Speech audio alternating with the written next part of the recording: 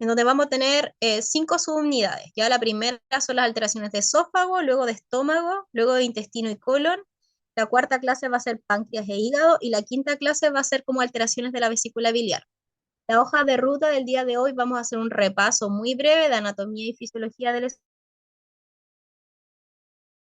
esófago. Vamos a ver la disfagia orofaringea, esofágica y funcional, los trastornos motores del esófago, los más frecuentes, ya porque estos son bastantes. Enfermedad por reflujo gastroesofágico, dentro de ella vamos a ver la pirosis, la estenosis péptica, el esófago de Barrett y la hernia hiatal.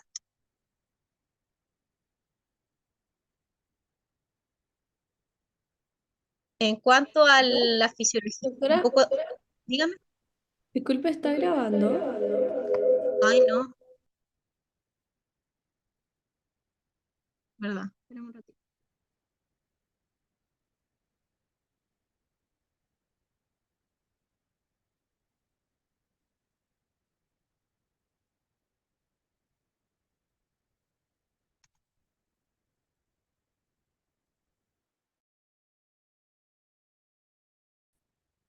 Recording in progress. Y ahí sí. Creo que ahí estoy grabando, ¿no? ¿Me pueden corroborar? Sí, ahí sí, Ya, gracias. gracias. Gracias por recordármelo. Bueno, entonces tenemos que la fisiología, tenemos el control nervioso a través del sistema nervioso somático, ya que la parte voluntaria va a estar dada solamente por dos funciones, que es la deglución y la defecación. El sistema nervioso autónomo, donde tenemos el sistema nervioso simpático y parasimpático, ¿ya? Aquí, mucho ojo, porque aquí es como en el sistema, en el tracto gastrointestinal es todo lo contrario, ¿ya? El sistema nervioso central, su acción es inhibir, ¿ya? Tiene acciones inhibitorias por la noradrenalina, y el sistema nervioso parasimpático, su acción es estimular a través de la acetilcolina, ¿ya? Recordemos que el sistema nervioso parasimpático habitualmente en casi todos los procesos es de inhibir y el simpático es de activar, pero en el tracto gastrointestinal es lo contrario, ¿ya? Ahora, el sistema nervioso central, tenemos que los ganglios van a estar muy cercanos al órgano efector, y los más frecuentes o los más importantes tenemos el nervio vago y los nervios sacros. En cambio, el sistema nervioso parasimpático, que es toracolumbar, es a nivel del ganglio, donde los más importantes tenemos el celíaco, el mesentérico superior e inferior y el hipogástrico. Y el sistema nervioso entérico, dígame, Doctora, sabe que dígame. no sé si yo estoy equivocado o no, pero para mí el toracolumbar es el simpático y el cráneo sacro es el parasimpático. ¿Cómo? Que siento que en la diapo hay un error en el tema del sistema nervioso autónomo, ¿Ya? que según yo, el toracolumbar es el simpático y el cráneo sacro corresponde al periférico, Lo voy a o sea, revisar. al parasimpático. Voy a Seguro que revisar. recuerdo ¿Ya? yo. Bueno, lo voy a revisar, pero no, no. Porque el vago, según yo, da eferencia parasimpática con los nervios sacros. Sí, tiene razón, tiene razón. Me equivoqué en esta Sí, parte. Pero el efecto de sí, inhibitorio sí está bien. ¿Ya? sí. Tiene No, sí, razón, el sí. tema nomás de los Eh, ganglios. Sí, esto va acá y esto va acá. Tiene toda la sí. razón. El pago es de estimular a través de la acetilcolina, totalmente. ¿Ya? Súper bien, gracias. Ahora, a nivel de los entéricos, los quimiorreceptores y los mecanorreceptores, por lo tanto, actúan en plexos, ¿cierto? Y estas como aferencias pueden ser independientes del sistema nervioso central, pueden actuar independientes, pero también muchas veces pueden recibir estímulos del sistema nervioso autónomo. Ahora, esto es súper importante. Los tipos de movimiento del tracto gastrointestinal, tenemos dos tipos de movimiento, los postprandiales y los en ayuno, ¿ya? Los postprandiales tenemos de propulsión y de mezcla. El de propulsión es el comúnmente llamado, que es de peristaltismo, ¿ya? En donde va de céfalo a caudal, ¿ya? Y generalmente hay partes en donde el tubo digestivo tiene contracciones y relajaciones, ¿ya? Entonces, de esa forma, el bolo alimenticio puede ir descendiendo, ¿ya? Entonces, por ejemplo, tenemos una zona de relajación y entre 3 a 4 centímetros tenemos una zona de contracción. Y así, relajación, contracción, para que el bolo alimenticio vaya descendiendo. Y siempre este movimiento de peristaltismo es de céfalo-caudal. Habitualmente se ve más en órganos que son más como de disposición de esta forma, por ejemplo en el esófago, en partes del intestino, ¿ya? ¿Y qué me va a llevar esto? Me va a favorecer la absorción y la eliminación de nutrientes.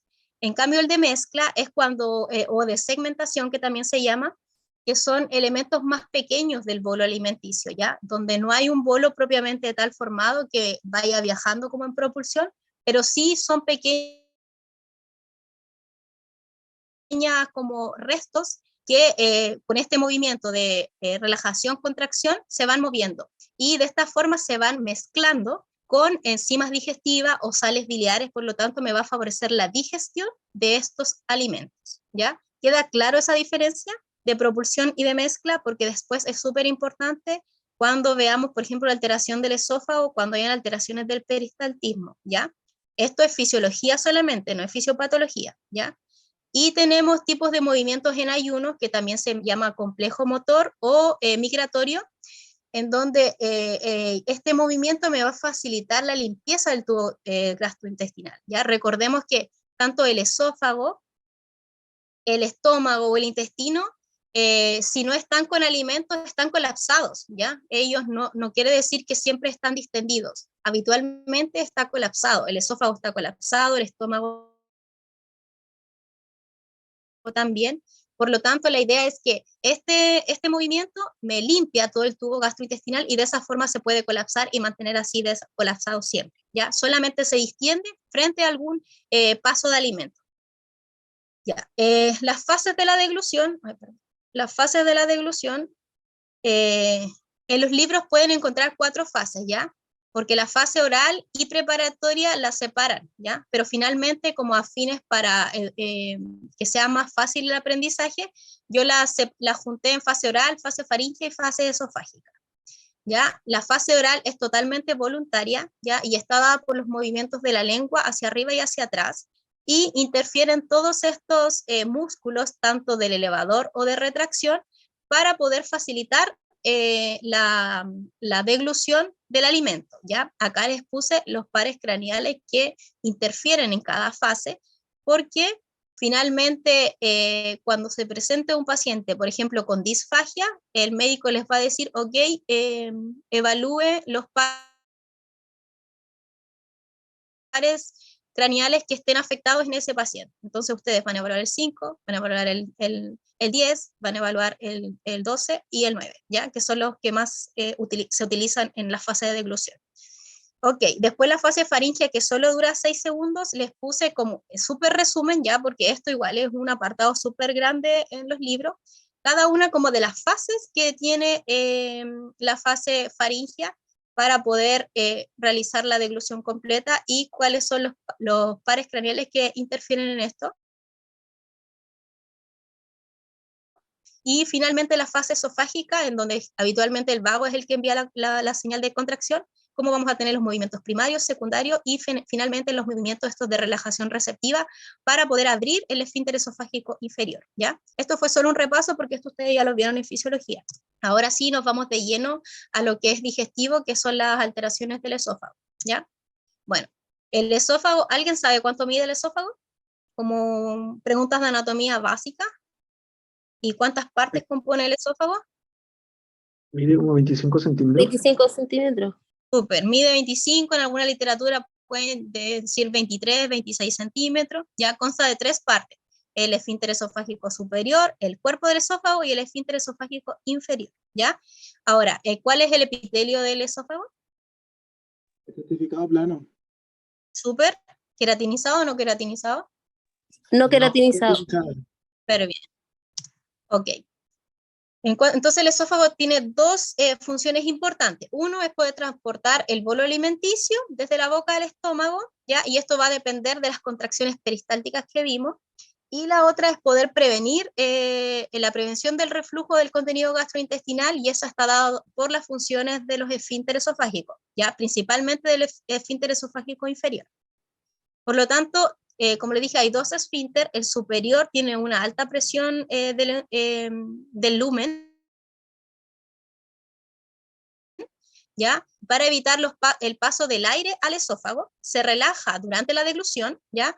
Y el movimiento va a estar dado primeramente porque se desencadena con la deglución, luego porque se distiende la pared del esófago y finalmente que es el movimiento espontáneo y no propulsivo, ¿ya?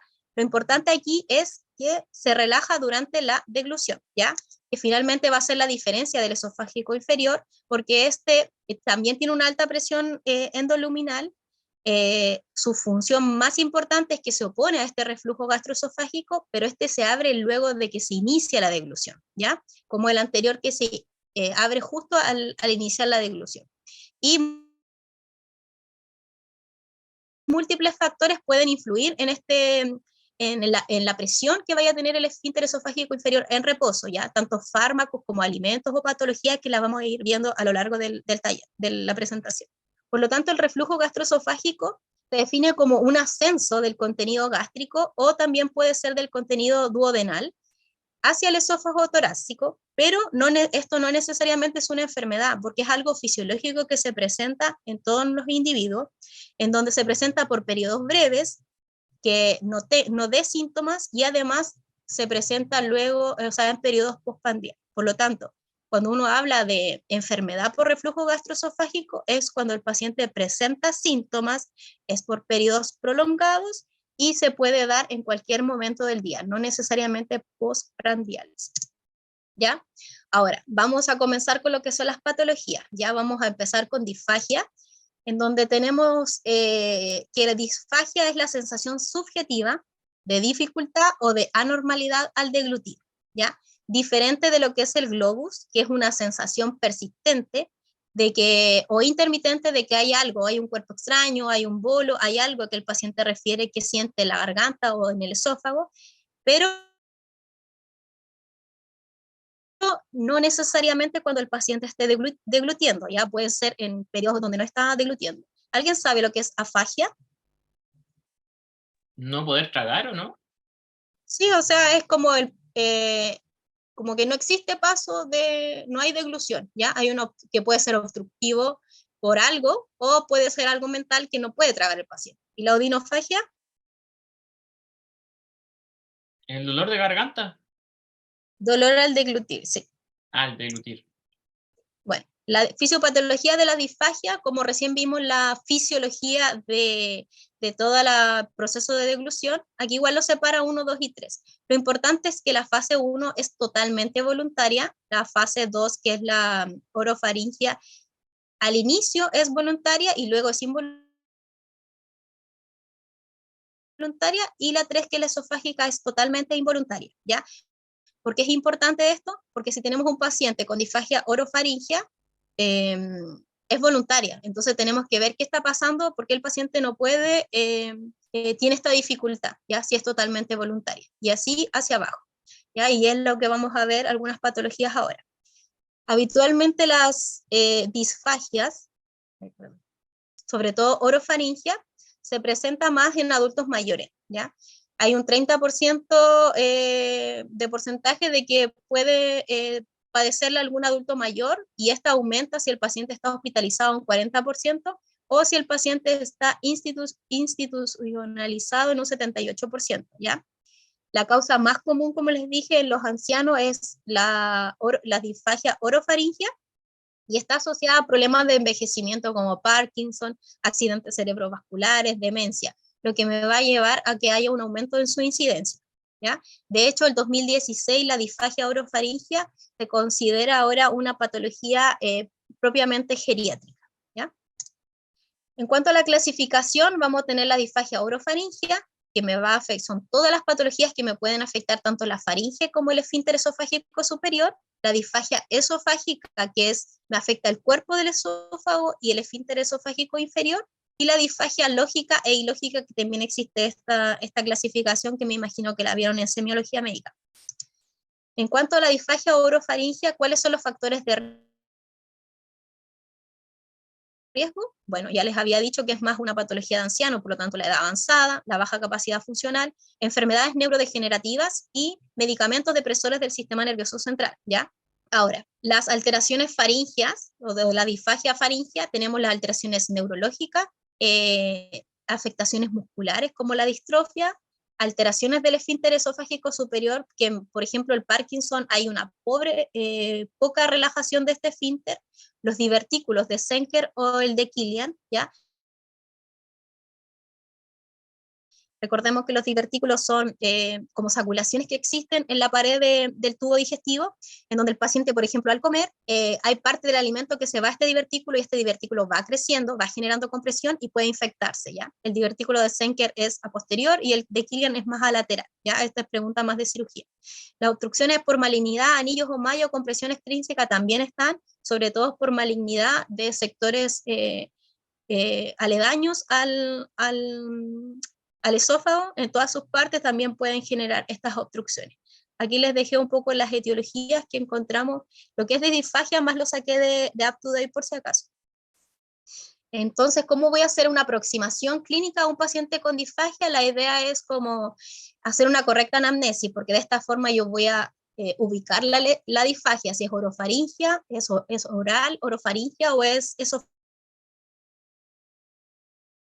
esofágica. Voy a ver el carácter que tiene, si es progresivo o intermitente, la progresión y el tiempo de evolución, y sí o sí al examen físico tenemos que examinar toda la cavidad oral, el cuello, y hacer el examen neurológico con énfasis en los pares craneales que les había mencionado, que son los 5 pares craneales que están dentro de todo el proceso de deglución.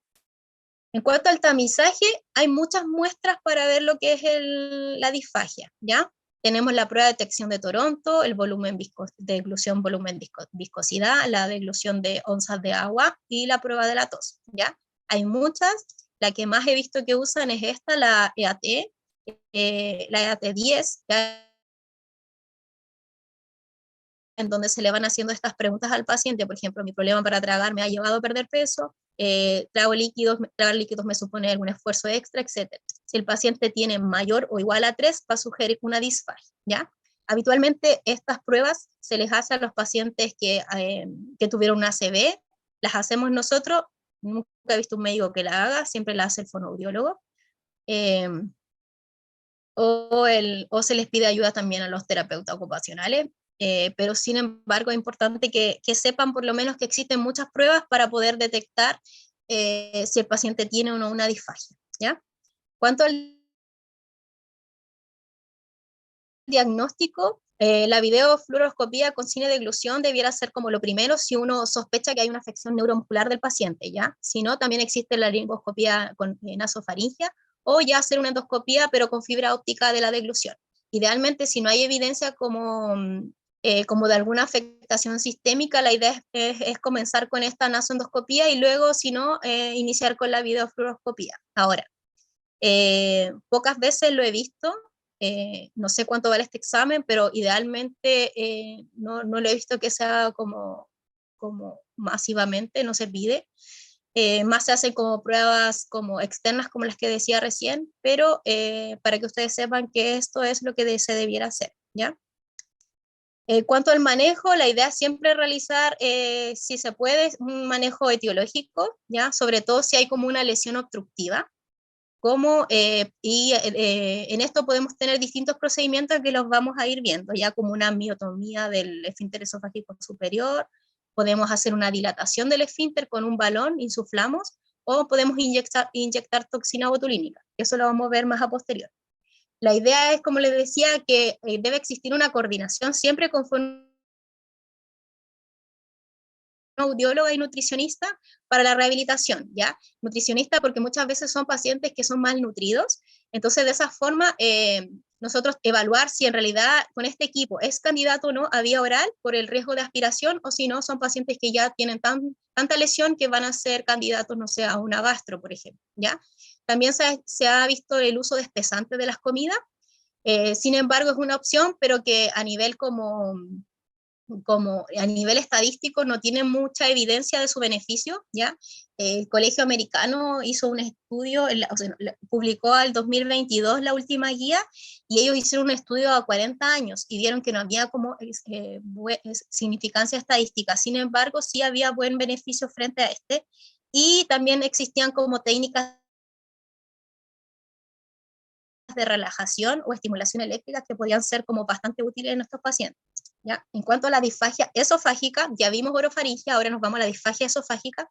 Tenemos la aguda y la que no es aguda, ¿ya? La que es aguda habitualmente son hombres, ¿ya?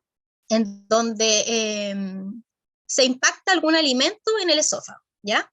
Habitualmente son pacientes que, no sé, que se les quedó atrapado un huesito de pollo o algún cuerpo extraño, ¿ya? La idea es que el manejo es con remoción mediante endoscopía, poder sacar eso. Esto es una urgencia, es algo agudo que no nos importa mucho ahora, ya porque eso lo van a ver en urgencia. Lo que sí me importa ahora es la disfagia esofágica no aguda, en donde el paciente luego de empezar a comer, segundos más tarde empieza con una sensación de retención de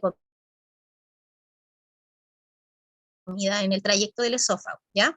¿Cómo lo vamos a abordar? A ver, esto es lo último que salió en la guía americana y la idea es evaluar si es a sólido o líquidos, ¿ya? Que vamos a ver entonces si es lógico y ilógico, si es progresivo e intermitente y además los síntomas asociados. Si es sólido, podemos pensar que es algo mecánico que me causa esta obstrucción, o si es a ambos, ya es una causa más funcional. Si es progresivo o intermitente, puede ser causa mecánica, esa intermitente causa funcional. Sin embargo, los síntomas asociados siempre nos van a ayudar como a las sospechas diagnósticas. El paciente perdió peso, el paciente está con anemia, tiene regurgitación, etc. En cuanto si es a sólido, dígame. Doctora, ¿a qué se hace referencia con causa funcional? Sí. ¿Se escucha? Sí, como una causa estructural o funcional, no algo de la esfera mental. Como algo, por ejemplo, un defecto en el par craneal, ¿o no? Sí, también puede ser, ¿Funcional? por eso Sí. le digo, no es como algo ni causa mecánica ni obstructiva, sino puede ser, no sé, una patología neurológica, una, no sé, Una ACV, enfermedades ¿no? graves que me hizo, no sé, que los plexos se denervaran, Sí. una ACV, sí, ya cualquier otra como causa Ya. funcional, una causa orgánica, ¿ya? Ya. Entonces, por ejemplo, mi paciente tiene una disfagia esofágica a sólidos, pero que ha sido progresiva en el tiempo. La primera sospecha siempre es una estenosis esofágica o una estenosis péptica, ¿ya? Que se me va estrechando el lumen por algo y cada vez los sólidos van pasando menos y ha sido progresiva en el tiempo, ¿ya? Por lo tanto, mi segunda causa, otro puede ser un cáncer de esófago, pero sí o sí el cáncer de esófago tiene que ir acompañado con síntomas constitucionales. Ahora, es asólido, pero es intermitente. Mi primera sospecha ya es una esofagitis eosinofílica, ¿ya? ¿Qué significa esto? Es un esófago que ustedes lo ven en la endoscopía que está traquealizado. ¿A qué se refiere? Tiene el aspecto de tráquea. Estos anillos de la tráquea, el esófago los tiene, ¿ya? Y que son así circulares y que puede estar presente hasta en el 15% de los pacientes con disfagia. Es una patología como asociada a una reacción alérgica, pero autoinmune. No quiere decir que sea como a una alergia a un alimento, sino que va a través de un proceso autoinmune, ¿ya? ¿Y cómo se hace el diagnóstico? Ustedes en la endoscopía ven esta biopsia con aspecto de tráquea, toman biopsia y deben tener más de 15 eosinófilos por campo, ¿ya? Ahí les voy a mostrar una imagen. Su segunda sospecha diagnóstica puede ser que hayan anillos o mallas esofágicas o que sean causas cardiovasculares. Existen malformaciones vasculares que pueden generar como doble arco aórtico o que me generen como unos anillos que van hacia el esófago y los van comprimiendo, ¿ya? Es raro ver, pero es una de las causas. Esto es un esófago traquealizado que se llama, de una esofagitis eosinofílica. Si ustedes ven, está lleno de anillos aquí, y es por esta reacción inflamatoria en donde tengo zonas de contracción y zonas de distensión del esófago. Por lo tanto, al ver esto, se toma la biopsia y si da más de 15 eosinófilos por campo, se hace el diagnóstico, ¿ya? Esto es bastante frecuente, 15% de los pacientes con disfagia, sobre todo hombres y personas jóvenes que habitualmente ya tienen un diagnóstico de alguna enfermedad autoinmune, ¿ya? En cuanto a pacientes sólidos y líquidos, lo más habitual es acalasia. Ya la acalasia es una patología, la vamos a ver también, donde hay una ausencia de la relajación del esfínter esofágico inferior, entonces el esfínter está comprimido. está apretado, no deja pasar los alimentos, por lo tanto el esófago que está cercano al esfínter se dilata y comienza a acumular alimentos, y el paciente comienza a tener un signo característico, que es este, que se llama pico de pájaro. Aquí. Este el esfínter, este el esófago normal, y acá hay un esófago dilatado. Por lo tanto, voy a tener un aumento de la presión el esófago, o sea, el esfínter esofágico inferior no se relaja, y aquí no voy a tener peristaltismo porque perdí tanto la fibra, mi esófago está tan dilatado que no tengo peristaltismo, entonces esto se va acumulando la comida, ¿ya? Y esto es un signo patognomónico de acalasia. Otras alteraciones que puedo tener, tanto a la disfagia esofágica sólidos y líquidos, puedo tener espasmos esofágicos distales, el esófago hipercontráctil, la obstrucción de salida de la unión gastroesofágica o una motilidad inefectiva, ¿ya? Acá tenemos el esófago en sacacorcho, que se llama, que es por un esófago hipercontráctil, ¿ya? En donde hay zonas más contraídas que otras, pero se mantiene así. Por lo tanto, el paciente igual refiere a esta disfagia esofágica. Acá tenemos como el resumen de cómo voy a abordar al paciente con una disfagia esofágica. ¿Es a sólido o es a sólido y líquido? Y voy a pensar al tiro en como desórdenes motores. Si es intermitente, aquí voy a ver como primera opción patologías del esófago. Luego, por ejemplo, si es progresivo, voy a tener como patologías más crónicas como la esclerodermia o la acalasia, como yo les explicaba. Si es a sólido, voy a pensar que es de causa mecánica obstructiva. Si es no progresivo, voy a pensar en la esofagitis eosinofílica, y si es progresivo, aquí voy a ver, no sé, alguna lesión péptica estructural, o acá adenocarcinoma, ya esofágico. Acá les dejé algunas etiologías del esófago, de la disfagia esofágica, y cómo voy a hacer el diagnóstico de la disfagia esofágica, ¿ya? Recordemos que el diagnóstico de la disfagia orofaringea era otras, y como la cinedeglución o la nasofibroscopía. Acá tenemos primero es realizar una endoscopía digestiva alta. Ya también se prefiere como el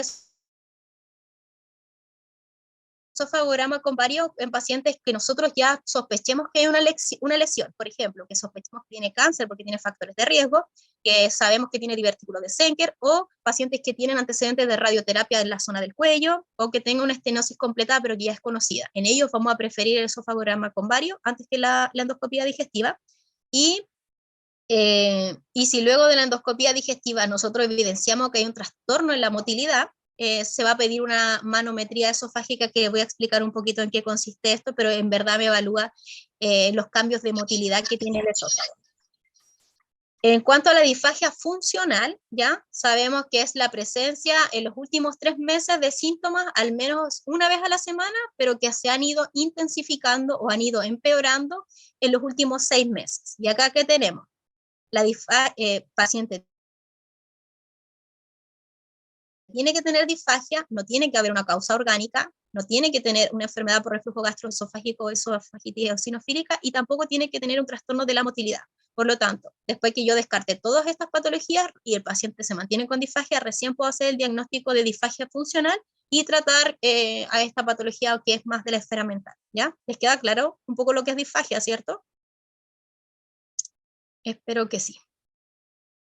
Ahora vamos a ver los trastornos como motores del esófago. Los más frecuentes son bastantes, ¿ya? Pero vamos a ver como los más frecuentes. Por lo tanto, son todas aquellas condiciones clínicas en donde la disfagia y el dolor de tórax tienen un origen, pero del esófago, ¿ya? Habitualmente su ubicación son 2/3 distales del esófago, van a tener síntomas totalmente inespecíficos, y el gold estándar es la manometría esofágica de alta resolución, ¿ya? El MAR, que se llama. La clasificación, tenemos los trastornos motores primarios y los trastornos motores secundarios.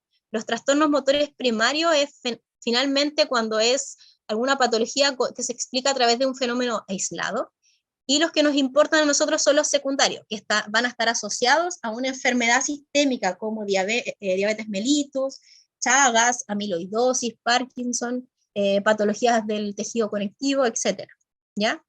Según la clasificación de Chicago en la versión 3.0, esta es la clasificación de trastornos motores, ¿ya? Tenemos el primero, que son los trastornos con obstrucción al flujo de salida de la unión esófago-gástrica, donde el más importante es la calasia, donde tenemos tipo 1, tipo 2 y tipo 3. Ahora, a ustedes no les importa saber mucho la diferencia, sí importa que sepan qué es la calasia y por qué se produce y qué fisiopatología tiene la calasia. Y también tenemos la obstrucción al flujo de salida de la unión esófago-gástrica, ¿ya? Tenemos los trastornos mayores y los trastornos menores de la motilidad. Los trastornos mayores tenemos el espasmo esofágico, el esófago hipercontráctil o que no exista peristaltismo, y los menores la motilidad inefectiva y la peristalsis fragmentada, ¿ya? Como les había dicho, la calasia es la falta de relajación en el esfínter esofágico inferior, y además hay la porción del esófago no tiene peristaltismo, ¿ya? Tienen que existir estos dos contextos para que haya una calasia. ¿Qué es lo que pasa? Se perdió como la función de las células ganglionares del plexo mientérico, ¿ya? Tanto del esófago distal como a nivel del esfínter esofágico inferior. Por lo tanto, hay una disminución de las neuronas inhibitorias. Por lo tanto, no voy a tener esa relajación del esfínter esofágico. Y va a pasar lo que les mostré, que era el pico de pájaro que les mostré en la imagen, ¿ya? Su causa es desconocida aún. Se cree que hay mucha asociación con procesos autoinmunes, pero en los últimos estudios también se han visto que hay también asociación a infecciones virales, ¿ya? Pero aún, como les digo, aún tiene causa desconocida, ¿ya? La clínica de la calasia, voy a tener que es una disfagia. Dígame. Disculpe, por la calasia, ¿esa presión que se genera podría ocasionar alguna ruptura de tejido? Más que ruptura de tejido, el esófago va cediendo. Entonces a ver, ¿cómo te digo? Va distendiendo la pared del esófago, ¿ya? La pared del esófago puede extenderse bastante, ¿ya? Lo que puede llegar a una ruptura, sí podría ser, pero no es lo más común que podría ser, ¿ya? Lo más común que podría... Ah, pero ¿me hablas de ruptura como del esfínter o ruptura del esófago? Ambos. Mira, poco probable que se rompa el esfínter, ¿ya? Lo que sí puede ser es que pierda el sostén de ahí, porque si ustedes recuerdan un poco la anatomía, el esfínter, al llegar a esa zona, hay una zona de barrera antirreflujo que se llama. Y esta barrera antirreflujo se va debilitando, ¿ya? Por lo tanto, el paciente, cada vez esto va aumentando de tamaño, y el paciente se va malnutriendo con comida retenida ahí.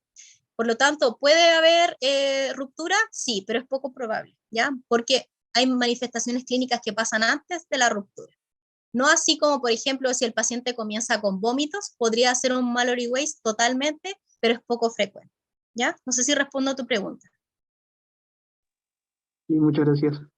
Ok, bueno, la clínica de la calasia, entonces tengo esta disfagia, ya que es tanto para sólido y líquido, puede haber pirosis, puede haber pseudo regurgitación o vómitos, por eso yo te explicaba que empiezan a vomitar porque empiezan a retener tanta comida que empiezan a vomitar, y ahí sí puede haber un Mallory Weiss, que es la ruptura, ¿ya? Y hay otros síntomas que son el dolor torácico, epigástrico o síntomas respiratorios, ¿ya? Pacientes que tal vez no tienen mucha manifestación como disfagia, pero sí empiezan con tos o con aspiraciones, ¿ya? O disfonía. Pero lo más frecuente es esto, ¿ya? Disfagia que es una disfagia finalmente lógica, ¿ya? ¿Cómo hago el diagnóstico? La idea es que yo reconozco los síntomas y puedo solicitar las pruebas como una endoscopía, una radiografía o una manometría de alta resolución, ¿ya? ¿Qué voy a ver en endoscopía? Un esófago dilatado con comida retenida, ¿ya? Pero también puede ser normal, ¿ya? Ahora, la radiografía, ¿qué voy a ver? No voy a ver cámara de aire gástrico porque no está pasando alimento. Voy a ver un esófago dilatado, ¿ya? Y que termina con este pico de pájaro con bordes regulares, que es el signo patognomónico que les digo, ¿ya? Que también es anormal, aunque no tuviera este signo, porque ya el hecho de que hay un esófago dilatado me indica que hay comida. Yo les expliqué que el esófago debiera estar colapsado casi siempre, solamente se dilata cuando pasa el bolo alimenticio. Y la manometría de alta resolución, esta permite evaluar la relajación del esfínter esofágico inferior y la motilidad que va a tener el cuerpo del esófago, ¿ya? Por lo tanto, el tratamiento puede ser a través de 3 pilares. Puedo tener una dilatación neumática en donde yo a través de endoscopía paso un balón, lo insuflo, este balón al llegar al esfínter esofágico inferior, yo lo estoy inflando, lo estoy insuflando, voy a romper las fibras musculares del esfínter. Al romper las fibras, voy a dejar como el esfínter que esté permeable, ¿ya? Porque es un esfínter tan que no se relaja, por lo tanto el alimento no pasa, yo rompo las fibras musculares y dejo un esfínter permeable. Por lo tanto, ¿cuál es el riesgo de esto? Que haga una enfermedad por reflujo gastroesofágico, porque voy a perder esta barrera antirreflujo. Y dentro del procedimiento, la principal riesgo es la perforación cuando estoy insuflando y estoy dilatando este esfínter, ¿ya? Lo otro que se hace es una miotomía a nivel laparoscópica, miotomía de Heller se llama, que es que rompo estas fibras, las fibras musculares del esfínter, las rompen así como con electrobisturí, ¿ya? Y lo otro que se hace es toxina botulínica, en donde a nivel del esfínter yo voy inyectando esta toxina, ya que es un potente inhibidor de la acetilcolina. Entonces, al yo inhibir esto, de esta forma voy a contrarrestar esta contracción permanente que tiene el esfínter esofágico inferior, ¿ya? Eso, ¿alguna duda con alteraciones motoras? Lo más importante es que sepan la acalasia, que la acalasia es una pobre relajación o escasa relajación del esfínter esofágico inferior, sumado a que no, hay una peristalsis inefectiva o no existe peristalsis a nivel del esófago que está tan dilatado porque se perdieron estas fibras ganglionares del plexo, ¿ya? Ahora, las alteraciones o sea, enfermedad de reflujo gastroesofágico, si bien les había explicado inicialmente que era algo fisiológico, si es por periodos breves, si es postprandial, cuando ya manifiesta síntomas, y estos síntomas son recurrentes o pueden ser síntomas extraesofágicos o también se puede presentar a través de complicaciones, ¿ya? El paciente no tenía reflujo, pero me llegó, no sé, con un esófago de Barrett, ¿ya? De esa forma se puede presentar la enfermedad, pero habitualmente si nosotros refluimos siempre el contenido gastroesofágico, que es normal, pero ya cuando este provoca síntomas y es recurrente, ya me lleva a la enfermedad por reflujo gastroesofágico. Ahora bien, muchas veces por muchos años se pensó que este reflujo que me lleva a la enfermedad estaba dada por el daño directo del ácido clorhídrico que ascendía, ¿ya? Pero finalmente lo que se vio es que es una reacción mediada por citoquinas, ¿ya? Que el ácido no es el que genera el daño, ¿ya? Lo que genera el daño es el ácido expone pepsinas y las pepsinas me llevan a esta reacción inflamatoria mediada por citoquinas, ¿ya? Que quede claro eso porque hasta hace, no sé, 10 años se creía que era por el ácido, pero finalmente ya se sabe que no es así, ¿ya? Distinto es a que existe el esófago de Barrett, que ahí sí existe daño por el ácido porque hay una metaplasia, hay un cambio del epitelio que está mediado por el ácido, ¿ya? ¿Quedó claro, cierto, esa parte? Porque eso sí que es importante que lo sepan, porque la bibliografía de libros van a tal vez ver que sea por el ácido clorhídrico y no es así, ¿ya? Bueno, en cuanto a la fisiopatología, es una patología que está dada por múltiples factores, pero sin embargo, cuando este contacto es prolongado y frecuente del contenido gastroduodenal a la mucosa esofágica, me va a llevar a un desequilibrio, ¿ya? Entre los factores protectores y los factores de injuria que están en esta zona, pero también van a estar antecedidos como por algún trastorno de la motilidad esofágica, ¿ya? Por lo tanto, los factores protectores tenemos la barrera anatómica antirreflujo. ¿Alguien sabe de qué consta la barrera anatómica antirreflujo? ¿O se acuerdan de fisiología? ¿No? Bueno, la barrera anatómica antirreflujo está dada por 3 elementos. Uno, obviamente, el esfínter esofágico inferior. 2, el diafragma. Y 3, los ligamentos freno-esofágicos, ¿ya? Esto me mantiene, anatómicamente es un factor protector para que todo el contenido gastroduodenal no ascienda, ¿ya? Otro factor protector es la aclaración esofágica o esta peristalsis secundaria, ¿ya? Junto con el moco y el bicarbonato que está presente en la saliva. Recordemos que nosotros en la saliva, uno de los principales elementos que hay en la saliva es el bicarbonato, ¿ya? Se estima que en la saliva, por lo menos 7 ml de saliva me van a neutralizar 1 ml de ácido clorhídrico. Por eso es tan importante la saliva, y en los pacientes que tienen síndrome de Sjögren, que donde ellos no producen saliva, esta patología es más frecuente en ellos, ¿ya? O en los pacientes que tienen enfermedad por reflujo gastroesofágico tienen más cialorrea, porque el cuerpo produce más saliva para poder contrarrestar todo este exceso de ácido clorhídrico, ¿ya? Y los factores de injuria tenemos el ácido gástrico, la pepsina, como yo les había mencionado, y las sales biliares. Al haber una alteración en este equilibrio, comienza la enfermedad por reflujo gastroesofágico, ¿ya? Por lo tanto, hay una incompetencia en esta unión entre el estómago y el esófago y va a estar mediada por 3 mecanismos diferentes. Primero, van a haber relajaciones transitorias del esfínter esofágico inferior, y este también puede estar hipotenso, ¿ya? Se llama hipotenso cuando hay menos de 20 milímetros de mercurio que tenga depresión este esfínter, o que hay una disrupción anatómica, como se ve en las hernias hiatales, que también lo vamos a ver más ratito. También puede haber que se altere el clearance esofágico, ¿ya? En donde esta alteración en el vaciamiento, porque el esófago no se mueva correctamente o sea inefectivo, no voy a tener como el vaciamiento completo que yo le explicaba para que el esófago se colapse, ¿ya? O haya una disminución en la función de la saliva, que como le explicaba es alcalinizante. Sin embargo, lo que sí se ha visto es que la lesión puede ocurrir más cuando el pH gástrico esté menor a 2 o hay un aumento de la pepsina, ¿ya? Eso sí es importante que lo sepan a nivel de fisiopatología. Ahora, ¿qué es lo que pasa? Hay factores que van a favorecer la enfermedad por reflujo gastroesofágico, como algunos fármacos, como los bloqueadores del canal de calcio, los nitritos, los antiespasmódicos, en el embarazo la progesterona, por eso las mujeres tienen más acidez en el embarazo, sumado, bueno, a su estado de aumento de peso y de compresión por el bebé, y los alimentos, ya chocolate, menta, anís y ajo. Sin embargo, estos alimentos, en el estudio que yo les decía del Colegio Americano, si bien se recomienda eliminar estos alimentos de la dieta, no hay evidencia clara o una evidencia potente que me indique que estos alimentos me van a llevar a que favorezca más esta enfermedad. Pero, sin embargo, se siguen recomendando, ¿ya?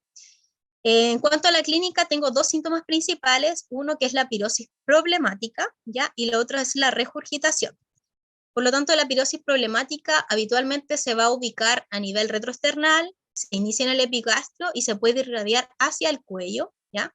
Hacia cefálico, va a aumentar con las comidas y las actividades y habitualmente tiene como un patrón. Por lo tanto, los pacientes lo pueden predecir, pueden decir, no, comí esto, me va a dar, voy a comenzar con la pirosis. Y se refiere a pirosis problemática porque el paciente la puede tener de 2 o más veces a la semana, ¿ya? Eso así se define como pirosis problemática. Y la regurgitación ya cuando es un reflujo severo que supera el esfínter esofágico superior. Sin embargo, esta sintomatología de estos dos, tanto de la pirosis como la regurgitación, tiene muy mal valor estadístico, ¿ya? Su rendimiento es con una sensibilidad del 30 al 76% y una especificidad del 62 al 96%, ¿ya? Ahora, hay otras formas de presentación que la guía las establece como sintomatología como atípica, ¿ya? Que es el paciente que, a pesar de que tiene esta enfermedad por reflujo gastroesofágico, tiene disfagia. Hay dolor torácico, que es de predominio nocturno, postprandial, pacientes con cialorrea y globofaringio, o manifestaciones extraesofágicas como tos crónica, sibilancia, disfonía. O ya que se presente como una complicación de la enfermedad por reflujo gastroesofágico, que es el esófago de Barre, la estenosis péptica o el adenocarcinoma, ¿ya? Por lo tanto, quede claro que la sintomatología siempre son como se categoriza por estas 2 frecuentes, que es la pirosis problemática y la regurgitación, y los otros tipos de presentación ya serían como más presentaciones atípicas, ¿ya? Por lo tanto, el diagnóstico, si el paciente tiene síntomas típicos y no hay signos de alarma, que lo vamos a ver también, el diagnóstico es clínico y voy a iniciar manejo terapéutico, ¿ya? ¿Con qué? Con inhibidores de bomba de protones, por lo menos de 4 a 8 semanas, y la idea es que el paciente tenga menos de 2 veces a la semana los síntomas, ¿ya? Si el paciente tiene síntomas atípicos, la idea es que voy a descartar cualquier diagnóstico diferencial y luego voy a ver si en realidad tiene un componente gastrointestinal, porque recordamos que los síntomas atípicos también pueden ser extraesofágicos, pueden ser pulmonares, pueden ser otras cosas. Y la idea es que a todo paciente, para poder diagnosticar, o sea, para confirmar el diagnóstico o poder descartar algún diagnóstico diferencial o ver si en realidad tiene una complicación, puedo pedir una endoscopía, una manometría y una pHimetría, ¿ya? La endoscopía, la idea es que yo la voy a pedir a los pacientes que tienen signos de alarma de malignidad, y la idea es que en los pacientes que yo voy a sospechar este esófago de Barrett, ¿ya? En Chile hay una alta tasa de endoscopía digestiva alta por pacientes que consultan por pirosis, por acidez, ¿ya? Y la idea era, los gastos económicos que existen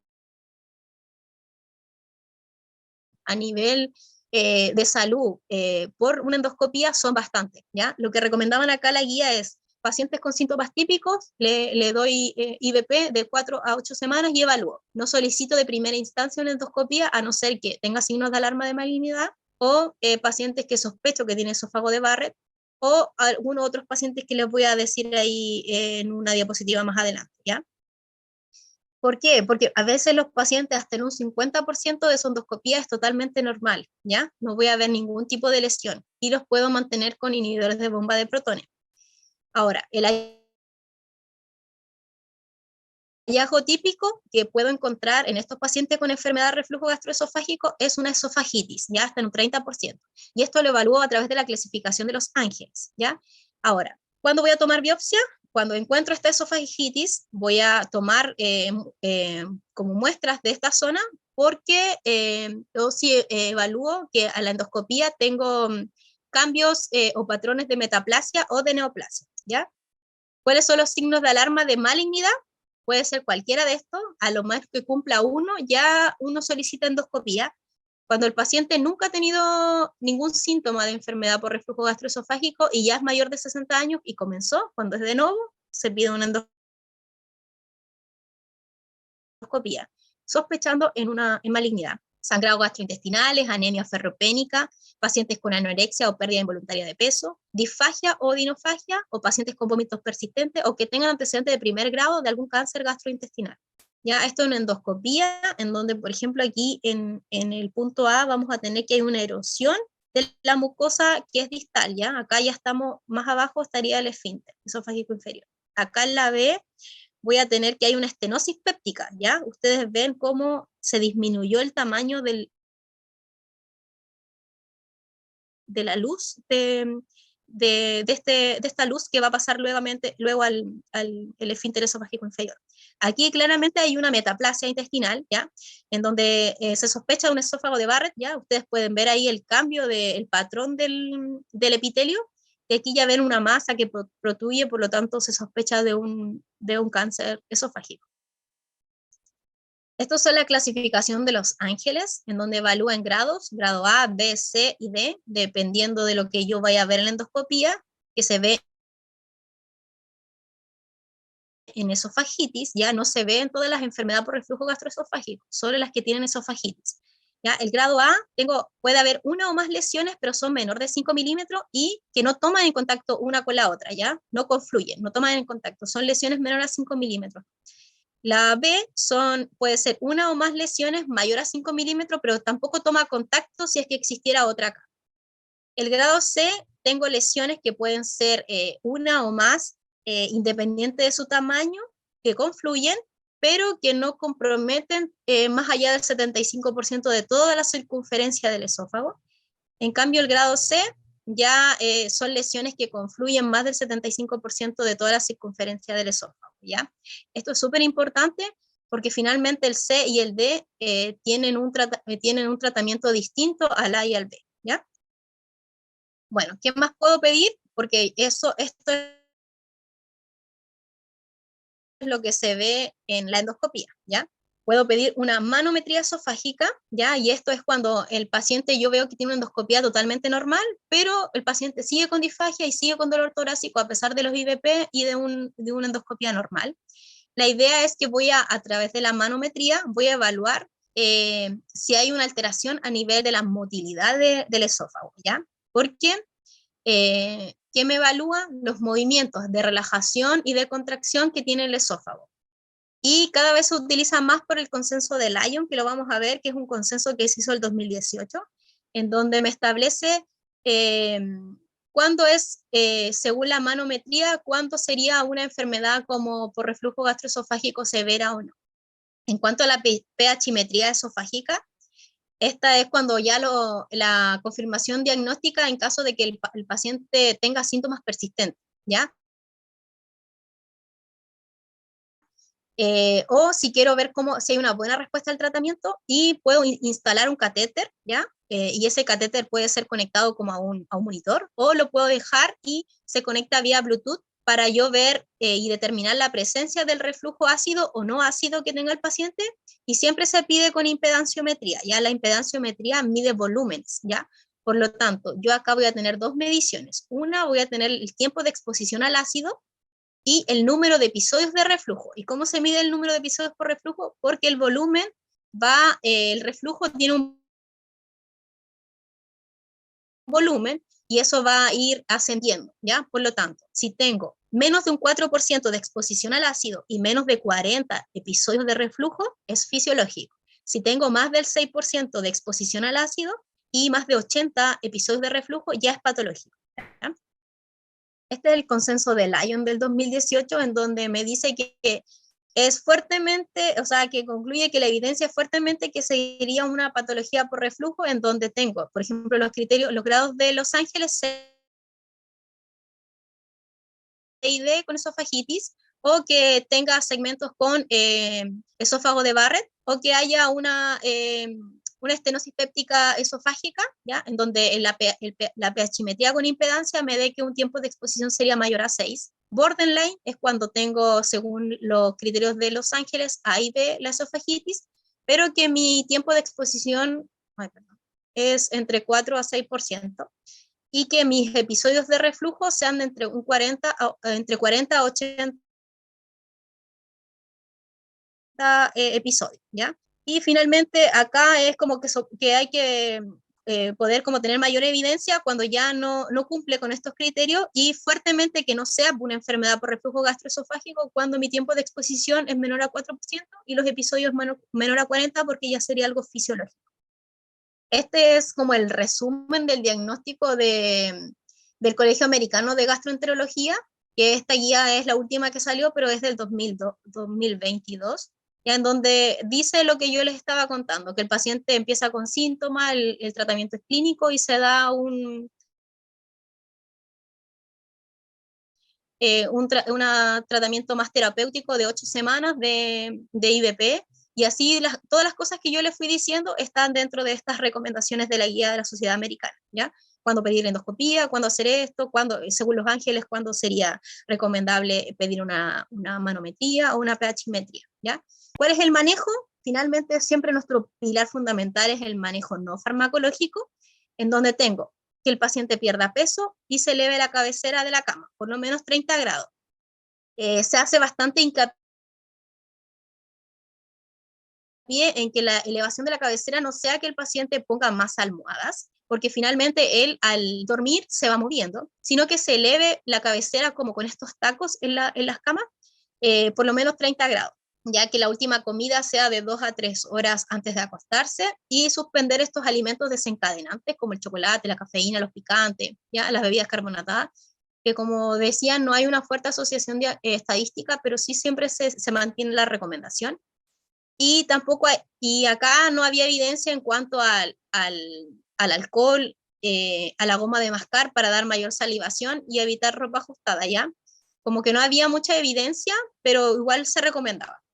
Y que evitar el tabaco estaba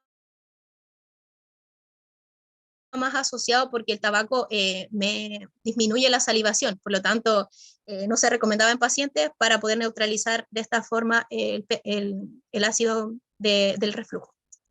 En cuanto al manejo farmacológico, hay muchos. Ya tenemos los antiácidos, que son estas combinaciones con sales de magnesio, con carbonato de calcio, hidróxido de aluminio, pero que finalmente lo que hacen es neutralizar el pH ácido. Tenemos los agentes de superficie, que es como que se adhieren a la mucosa gástrica y la protegen, o los alginatos de sodio, que son como estas gomas cosas que también toman las personas y que neutralizan como el bolo postprandial para el jugo gástrico.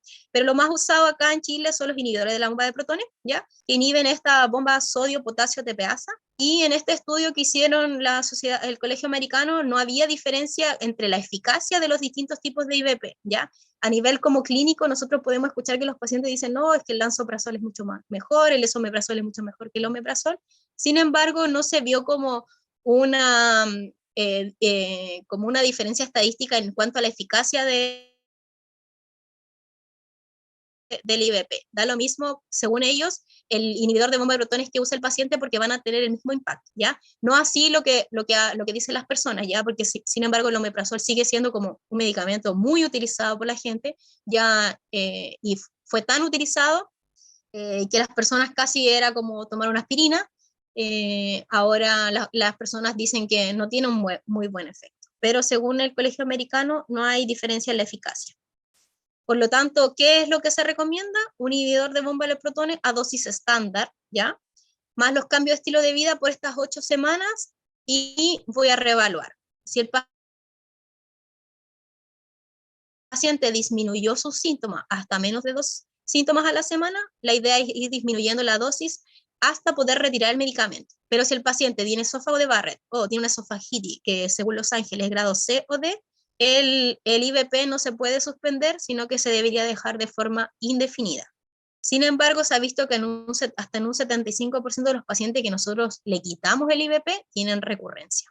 Por lo tanto, si la recurrencia es mayor a 3 meses, puedo repetir nuevamente el mismo tratamiento terapéutico por 8 semanas, pero si es menor a 3 meses, le pido una endoscopía si es que no la pedí inicialmente y debo considerar usarlo de forma indefinida, pero a la menor dosis posible de este inhibidor de bomba de protones. Ahora, el vonoprazan y el tegoprazan son como los inhibidores de bomba de protones top que existen actualmente, ¿ya?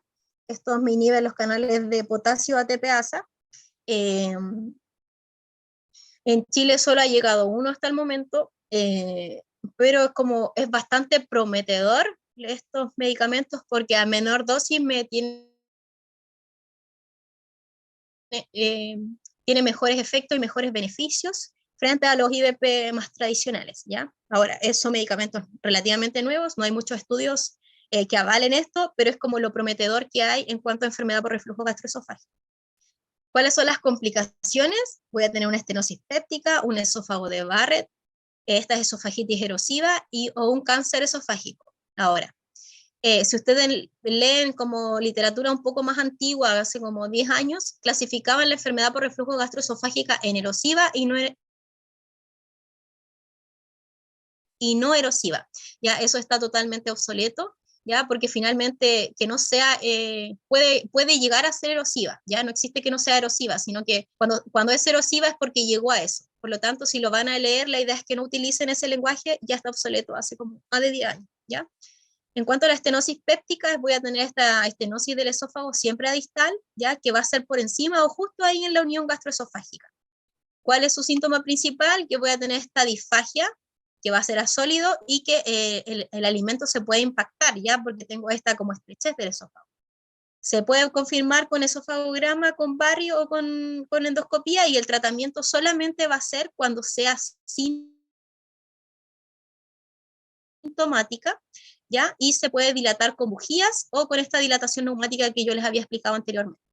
El esófago de Barrett, por lo tanto, es este cambio, esta metaplasia intestinal, donde se reemplaza el epitelio esofágico por un epitelio intestinal. Por lo tanto, un epitelio columnar con células caliciformes, por lo tanto, productoras de elementos, ¿ya? ¿Cuál es la importancia de poder hacer el diagnóstico de este esófago de Barrett? Es que los pacientes que lo tienen probabilidades de entre un 35 a 100 veces más de desarrollar un adenocarcinoma esofágico frente a la población general, ¿ya? Por lo tanto, la idea de que yo evalúo y hay un esófago de Barrett en la endoscopía, se realizan biopsias, por lo menos 8 biopsias al azar, ¿ya? En donde evalúo por lo menos 4 biopsias en el segmento corto y 4 biopsias en las lengüetas, ¿ya? Esta es la clasificación de Praga. ¿Ven mi cursor, chicos? Sí, sí, se ve. Sí, Ah, profe, ya. se ve. Esta es la clasificación de Praga. Entonces, aquí la idea es que la base sea siempre donde confluyen como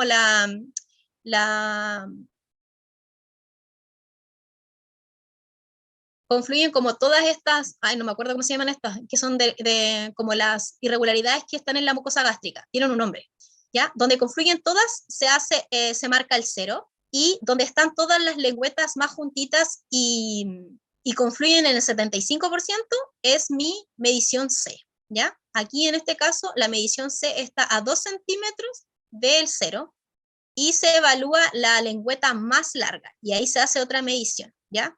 Por lo tanto, esta, según clasificación de Praga, sería una C2M5, ¿ya? Siempre el C va a ser menor que el M, porque esto siempre va a estar más abajo que la lengüeta más larga, ¿ya? La lengüeta más larga siempre se mide.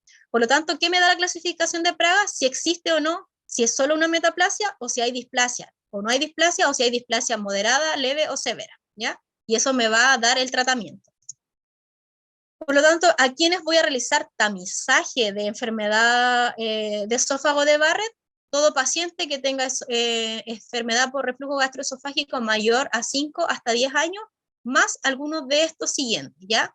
Que sea hombre, mayor de 50 años, que sea blanco, que tenga una hernia hiatal, que sea obeso, que el reflujo sea nocturno, que use cigarro o que tenga familiares de primer grado con antecedentes de esófago de Barrett o que tenga un adenocarcinoma de esófago. Todos esos pacientes le hago el tamizaje.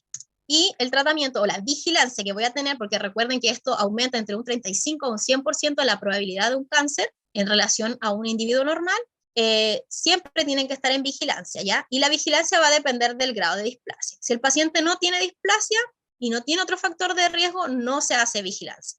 ¿Cómo lo catalogo que ya no tiene displasia o está libre de displasia? Cuando hago 2 biopsias consecutivamente y ambas me salen sin displasia.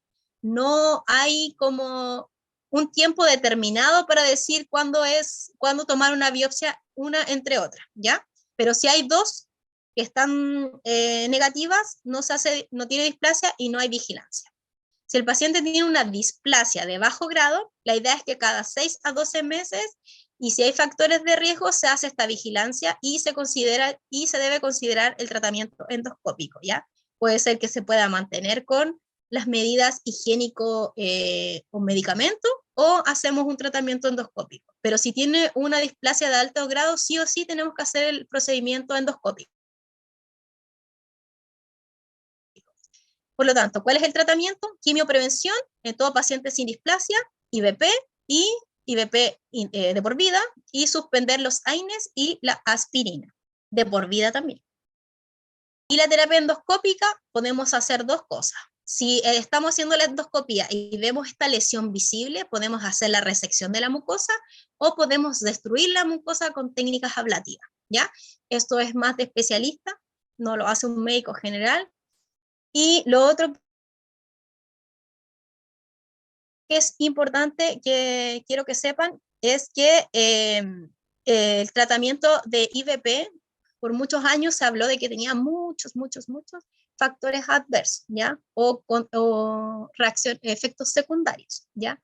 Como por ejemplo el uso prolongado por muchos años de IVP generaba, no sé, osteoporosis, mala absorción de vitaminas, y hay una lista enorme que si ustedes descargan la guía como del Colegio Americano, que yo me basé más haciendo eso,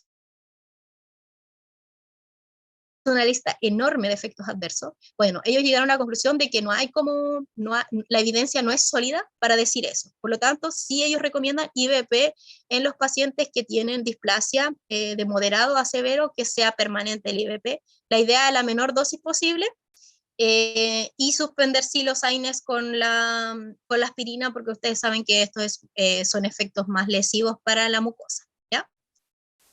Y nos queda lo último, que es la hernia hiatal, ya que esto es una anomalía adquirida, en donde se asciende como la parte superior del estómago hacia el tórax, porque pasa a través del hiato esofágico. Por lo tanto, queda una parte del estómago en el tórax y una parte en el abdomen, ¿ya? ¿Cuáles son los factores de riesgo? La edad y todas las cosas que me pueden aumentar la presión intraabdominal, como el embarazo, la constipación, la tos crónica y la obesidad, ¿ya? Esto es lo que pasa. Acá tenemos un esquema de la anatomía como normal. Acá tenemos la hernia hiatal por deslizamiento o tipo 1, en donde a través del hiato esofágico, la parte superior del estómago asciende, ¿ya? Por lo tanto, la unión gastroesofágica también asciende. La paraesofágica tipo 2, la unión gastroesofágica y el esófago se mantienen en su lugar normal, y lo que asciende es como la parte superior del estómago, y la mixta o tipo 3 es donde tenemos las mezclas de ambas, ¿ya? ¿Cuál es la más frecuente? Esta, ¿ya? La unión gastroesofágica asciende, por lo tanto el estómago asciende, y por lo tanto el duodeno también cambia su anatomía, ¿ya? Cambia, se sube un poquito o se va hacia el ladito. Por lo tanto, la clínica puede ser asintomática o puede estar asociada a enfermedad o reflujo gastroesofágico y sus complicaciones. Por lo tanto, de todo lo que hemos visto, un diagnóstico diferencial, de todo lo que hemos visto, es la hernia hiatal, ¿ya?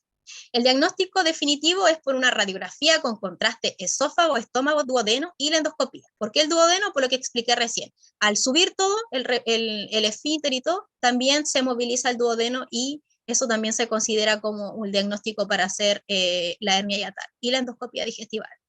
¿Cuál es el tratamiento? Del tipo 1 son todas las medidas como higiénico-médicas, ¿ya? IVP y todo el tratamiento no farmacológico. Y si no cede, se da un tiempo, por ejemplo, el paciente le dejo 3 meses y sigue con la clínica, tiene clínica, cualquier cosa, a la cirugía. Y el tipo 2 y tipo 3 siempre es cirugía, ¿ya? Esto es más de cirugía, donde se hace la fundoplicadura de Nissen, ya que es como que se trata de reparar el defecto herniario, se baja todo esto y se sutura acá para que no ocurra nuevamente, ¿cómo se llama? La herniación de esta estructura, ¿ya? Eso es todo. Acá él estaba explicando como qué era ¿cómo se llama? El movimiento de peristaltismo, en donde tengo zonas de contracción y luego zonas de relajación, y esto también se contrae. Y así va céfalo-caudal de peristaltismo. Entonces, por ejemplo, acá debiera haber contracción de 3 a 5 centímetros contracción y luego de relajación. A lo mismo hacia abajo, 3 a 4 centímetros de contracción, después de relajación. ¿Ya? Es como la fisiología de los movimientos peristálticos. Eso. Creo que hablé mucho, ya me cansé. ¿Hay dudas? ¿Alguien tiene duda?